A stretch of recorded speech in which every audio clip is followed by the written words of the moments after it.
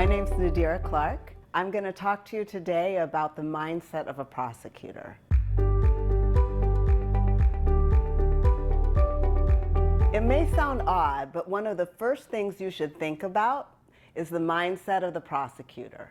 In other words, it's really important that you consider the fact that a prosecutor thinks and acts in a very different way from other government regulatory attorneys or even government civil enforcement attorneys. Regulatory attorneys have background and experience in the underlying program that is at issue. They are invested in the goals of the program, and they're accustomed to having detailed, highly technical conversations with opposing counsel about the alleged wrongdoing, and they are typically receptive to settling a matter provided that their concerns are addressed. Civil enforcement attorneys are similarly oriented. Prosecutors, in contrast, are generalists.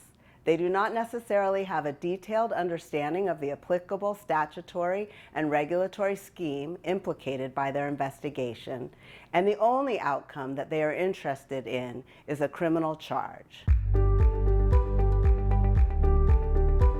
Prosecutors open investigations where there is evidence of potential criminal conduct. Their experience and orientation is such that they often presume a crime has occurred and use the investigation process to identify evidence which supports that presumption.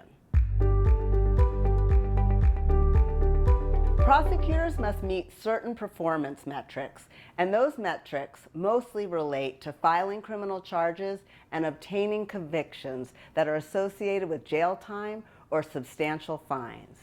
In most prosecutor offices, there is no mechanism for recognizing or rewarding settlements and no real appreciation for achieving a resolution that meets the goals of an underlying regulatory program. The goal in criminal defense is to gain trust with the prosecutor and look for opportunities to demonstrate that a crime did not occur.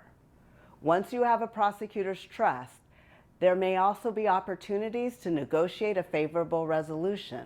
However, it takes significant effort and creativity to convince prosecutors of the value of a resolution premised on injunctive relief as opposed to a criminal charge. It's also worth keeping in mind the way in which prosecutors work. They have no obligation to share with companies or their counsel details about their investigation. Indeed, if it's a grand jury investigation, they're required to affirmatively protect such information from disclosure. As such, a lot can be happening that you may not know about. Communications with prosecutors can feel very one-sided. They expect you to share information in a fulsome way, and very little information is provided in return. If you can build a strong, trusting relationship over time, you can get a prosecutor to share some information. But it's always important to remember that they have no obligation to share, and even when they do, key facts are likely to be withheld.